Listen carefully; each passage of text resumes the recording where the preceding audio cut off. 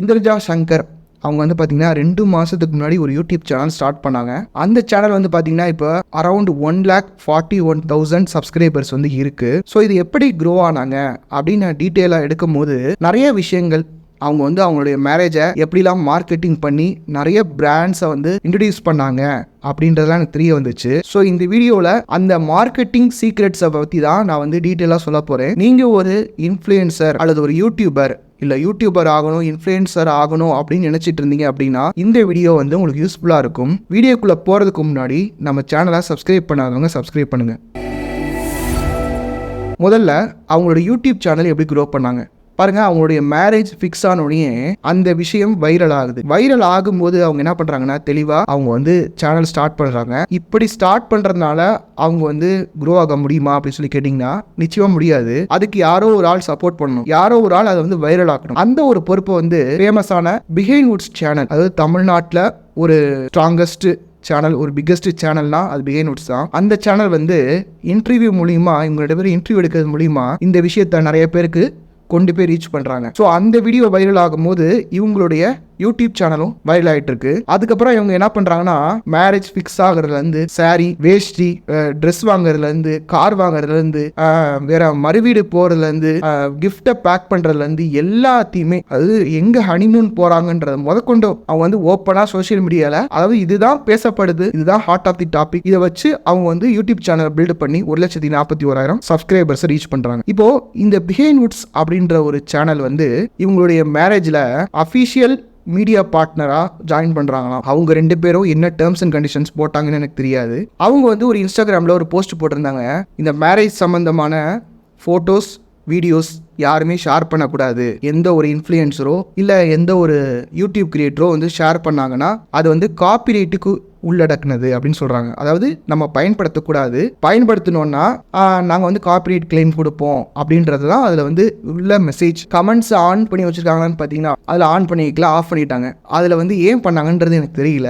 இந்த behind Woods சேனல்ன்றது long வீடியோஸாக, இப்போ நான் வீடியோ எடுத்துகிட்டு இருக்கும்போது கூட ஒரு வீடியோ வந்து லைவ் ஆச்சு. அதில் வந்து ஒரு 2,000-3,000 பேர் பார்த்துட்டு இருந்தாங்க லைவில். அதுக்கப்புறம் பார்த்தீங்கன்னா ஒரு நாளைக்கு 3 வீடியோ ரீசெண்ட் டேஸில் போட்டுட்ருக்காங்க. அதாவது ஒரு 60-65 வீடியோ, எதையுமே நான் கவுண்ட் பண்ண முடியல, அவ்வளோ வீடியோஸ் வந்து இருக்குது. எதுக்கு எக்ஸாக்ட் நம்பராக சொல்லிட்டு, எப்படியோ இந்த வீடியோ வர்றதுக்குள்ள இன்னும் 2-3 வீடியோ வந்துடும். எக்ஸாக்ட் நம்பராக இருக்கு சொல்லிட்டு நான் பார்த்த வரைக்கும் ஒரு 65 வீடியோஸ் கிட்ட வந்துருச்சு, லாங் வீடியோஸ். அதுக்கப்புறமா ஷார்ட் வீடியோஸ்னு எடுத்துக்கிட்டிங்கன்னா நான் இன்னும் முதல் ஒரு 100 வீடியோஸ் கிட்ட வந்துச்சு. அது போக ஓவரால் எல்லா சேனலும் போடுவாங்க இல்லையா, எல்லா நியூஸ் சேனல் இல்லை மற்ற யூடியூப் சேனல்ஸ்லாம் நியூஸ் போடுவாங்க இல்லையா, சினி நியூஸ், அவங்க எல்லாருமே நிறைய வீடியோஸ் வந்து இதில் போட்டிருந்தாங்க. இந்திரஜா சங்கர் அவங்களுடைய இன்ஸ்டாகிராம் பக்கம் போய் பார்த்தேன். அதில் பார்த்தீங்கன்னா அவங்களுடைய மேரேஜ் ஃபோட்டோஸ் இருக்கு இல்லையா, அந்த ஃபோட்டோஸ்க்கு கீழே டிஸ்கிரிப்ஷனில் நிறைய பிராண்ட்ஸை இந்த மேரேஜை வச்சு அவங்க வந்து ப்ரொமோட் பண்ணியிருந்தாங்க. இவங்களுடைய இன்ஸ்டாகிராம் பக்கத்துக்கு போயிட்டு அவங்களுடைய டிஸ்கிரிப்ஷனில் போய் பார்த்தீங்கன்னா டெக்கர், அதாவது அந்த மேரேஜுக்கான டெக்கரேஷன் வந்து smartdecors.in அப்படின்றவங்க பண்ணியிருக்காங்க. ஃபோட்டோகிராஃபி வந்து ஐஸ்வர்யா ஃபோட்டோஸ்ன்றவங்க ஸ்பான்சர் பண்ணியிருக்காங்க. அடுத்து பிரைட் அண்ட் க்ரோம் ஜுவல்லரி, அவங்க வந்து சாலினி ஜுவல்லரி. அப்புறம் வந்து மேக்கப்ன்றவங்க செலடன் ஆர்டிஸ்ட்ரி.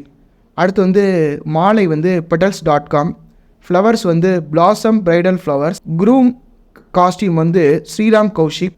எனக்கு வந்து இந்த வேர்ட்ஸ்லாம் வந்து கரெக்டாக ப்ரொனவுன்ஸ் பண்ண முடியல, ஸ்ரீராம் கே ஷிஷிக்குன்னு போட்டிருக்காங்க. அடுத்து அப்பா வேஷ்டி, அதாவது ரோபோ சங்கருடைய வேஷ்டி வந்து பசுத் க்ளோத்திங். ஃபேமிலி ஜுவல்ஸ் வந்து சென்னை ஜாஸ் அப்படின்றவங்க இது பண்ணியிருக்காங்க. ப்ளவுஸ் வந்து J2 ஃபேஷன்ஸ். இப்போ லிஸ்ட் இவ்வளவுதானா அப்படி சொல்லி நீங்க கேட்டீங்க அப்படின்னா இன்னும் இருக்கு. இவங்களுக்கு எப்ப மேரேஜ் ஃபிக்ஸ் ஆச்சோ அப்ப இருந்து இவங்களுக்கு வந்து நிறைய பிராண்ட்ஸ் வந்து கான்டாக்ட் பண்ணி இவங்களும் அந்த பிராண்ட்ஸோட கொலாபரேட் பண்ணாங்களா இல்லை ஸ்பான்சர் பண்ணாங்களா, அந்த டேர்ம்ஸ் அண்ட் கண்டிஷன்ஸ்ன்றது நம்மளுக்கு தெரியாது. ஆனால் இவங்க சோஷியல் மீடியா மூலிமா நிறைய பேரை வந்து ப்ரொமோட் பண்ணியிருக்காங்க. இன்ஸ்டாகிராம் பக்கத்துலேயே போய் நீங்கள் பார்த்தீங்க அப்படின்னா இவங்க இன்னும் எத்தனை பேரை வந்து ப்ரொமோட் பண்ணியிருக்காங்க அப்படின்றது உங்களுக்கு தெரியும். அவுட்ஃபிட் ட்வீட்டி த்ரெட்ஸ் அப்படின்றவங்க வந்து ப்ரொமோட் பண்ணியிருக்காங்க. அதுக்கப்புறமா சானா ஃபர்னிச்சர் எக்ஸ்போ அப்படின்ற ஒரு ஈவெண்ட்டை வந்து ப்ரொமோட் பண்ணியிருக்காங்க. அடுத்து அன்ஷிகாஸ் சாரீஸ் அப்படின்றதையும் ப்ரொமோட் பண்ணியிருக்காங்க. பிளேயிங் சிசர்ஸ் அப்படின்ற ஒரு சலூனை வந்து ப்ரொமோட் பண்ணியிருக்காங்க. ஹேர் எக்ஸ்டென்ஷன்ஸை வந்து இவங்க ப்ரொமோட் பண்ணியிருக்காங்க. அதுக்கப்புறமா வேஷ்டி ஸ்டோர் அப்படின்ற ஒரு இன்ஸ்டாகிராம் பேஜை வந்து ப்ரொமோட் பண்ணியிருக்காங்க. பாருங்கள், இது போக இன்னும் நிறைய பிராண்ட்ஸை ரைட் ஃப்ரம் அவங்களுடைய மேரேஜ் ஃபிக்ஸ் ஆனதுலேருந்து இப்போ வரைக்கும் அவங்க ப்ரமோட் பண்ணிட்டு தான் இருக்காங்க. இப்போ கூட அவங்களுடைய ஸ்டோரி போனோம்னா அவங்க என்ன கேள்வி கேட்டிருக்காங்க, ஃபஸ்ட்டு Q&A ஆஃப்டர் வெட்டிங் அப்படின்றத போட்டிருக்காங்க. அவங்களுடைய கிஃப்ட் அன்பாக்சிங் வீடியோ வந்து போட்டிருக்காங்க.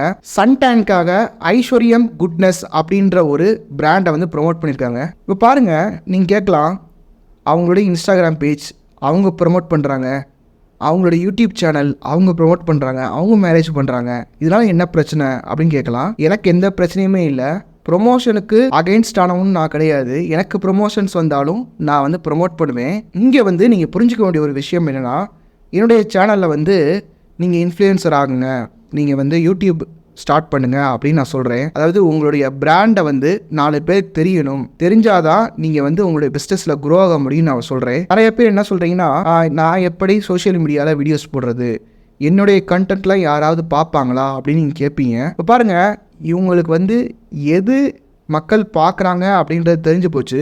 ஸோ என்ன பண்ணுறாங்கன்னா, அந்த கண்டென்ட் எக்ஸ்டெண்ட் பண்ணுறாங்க. ஆஃப்டர் மேரேஜ் ஒரு Q&A கொஸ்டின்ஸ் நீங்கள் வந்து கேளுங்க, அதுக்கு நான் ஆன்சர் பண்ணுறேன்னு சொல்லிட்டு ஒவ்வொன்றையும் கண்டென்ட் ஆக்கி அதை ப்ரில்லியண்ட்டாக வந்து அவங்க வந்து ப்ரமோட் பண்ணியிருக்காங்க.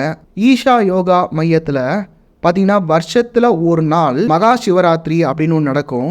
அது வந்து அந்த ஈஷா யோகா அல்லது சத்குரு அவருடைய ஒரு பிராண்ட் ஈவெண்ட். அதாவது அவங்க பிராண்ட் பண்ணிக்கிறதுக்காக அந்த ஈவெண்ட்டை பண்ணுறாங்க. வருஷத்தில் ஒரு நாள் அவ்வளவு பேர், அதாவது பெய்டு பார்ட்டிசிபெண்ட்ஸாக இருந்தாலும் சரி, நான் பெய்டு பார்ட்டிசிபெண்ட்ஸாக இருந்தாலும் சரி, நிறைய பேர் அங்கே வந்து சேரும்போது உலக லெவலில் அந்த ஈஷா யோகா மையத்துக்கும் சத்குருக்கும் வந்து ஒரு அட்டென்ஷன் கிடைக்கிது. அதனால் அவங்களுடைய பிராண்டிங் வந்து அவங்க நல்லா பண்ணிக்கிறாங்க. நீங்கள் ஈஷா யோகா மையத்துக்கு ஒரு நாள் கூட போனதே இல்லைன்னு வச்சுக்கோங்களேன், இந்த மாதிரி ஒரு ஈவெண்ட் நடக்கும்போது பாருங்கள், இவ்வளவு பேர் அந்த ஆசிரமத்துக்கு அந்த இடத்துக்கு வந்து விசிட் பண்ணுறாங்க. ஸோ தட் இந்த இடத்துக்கு நம்மளும் போகணுன்ற ஒரு ஆசை வருமா உங்களுக்கு வராதா? இதே மாதிரி ஐடி இண்டஸ்ட்ரியில் வருஷத்தில் ஒரு தடவையோ இல்லை 5 வருஷத்தில் ஒரு தடவையோ அவங்களுடைய கம்பெனி ஸ்டாஃப்ஸ்க்கே வந்து அவார்ட்ஸ் கொடுக்கறது, இல்லை ஏதாவது ஒரு ஃபங்க்ஷன் மாதிரி பெருசாக நடத்துறது, சீஃப் கெஸ்ட்டை கூப்பிட்றது, இதெல்லாம் பண்ணுவாங்க. இதெல்லாம் பண்ணுறதுனால அந்த கம்பெனிக்கு வந்து நிறைய செலவு தான் ஆகும். இருந்தாலும் ஏன் பண்ணுறாங்க அப்படின்னா, சமுதாயத்துக்கு மத்தியில் நாங்கள் வந்து எவ்வளோ சக்ஸஸ்ஃபுல்லாக இருக்கோம் பாரு, எங்களுடைய எம்ப்ளாயீஸ்லாம் எப்படி வச்சுக்கிறோம் பாரு, எங்களுடைய கம்பெனிக்கு வந்து இவ்வளோ சக்ஸஸ் அடைஞ்சிருக்கு அப்படின்றத வெளியில் சொல்லுவாங்க. இந்த வீடியோவிலேருந்து நீங்கள் டேக்அவேயாக என்ன எடுத்துக்கலாம் அப்படின்னு சொல்லி பார்த்தீங்கன்னா, நீங்கள் இன்னும் சோஷியல் மீடியாவில் ஒரு இன்ஃப்ளூயன்சர் ஆகலை, அல்லது உங்களுடைய பிஸ்னஸை சோஷியல் மீடியாவில் குறிப்பாக யூடியூப்பில் மார்க்கெட்டிங் பண்ணலைன்னா ஸ்டார்ட் பண்ணிடுங்க. நீங்கள் எதை வேணால் மார்க்கெட்டிங் பண்ணலாம். கல்யாணமாக இருந்தாலும் சரி, காது குத்தாக இருந்தாலும் சரி, எதையும் நீங்கள் மார்க்கெட் பண்ணி அதில் ஒரு 4 பிராண்டையும் நீங்கள் ப்ரொமோட் பண்ணலாம், கொலாபரேட் பண்ணலாம், என்ன வேணால் பண்ணலாம். அதற்கான சான்று தான் இது.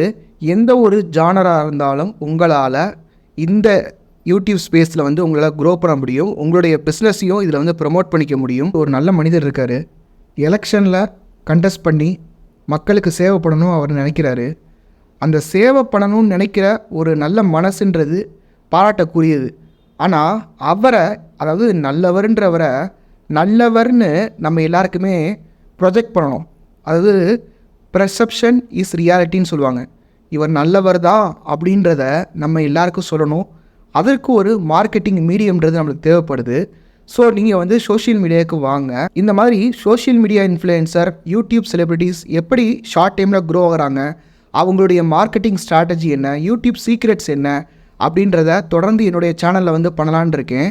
உங்களுடைய சப்போர்ட்டை நீங்கள் தெரிவிக்கணும் அப்படின்னா ஜஸ்ட்டு கமெண்ட் பண்ணுங்கள். இந்த வீடியோவில் என்ன டேக்அவே இருந்தது அப்படின்னு சொல்லி கமெண்ட் பண்ணுங்கள்.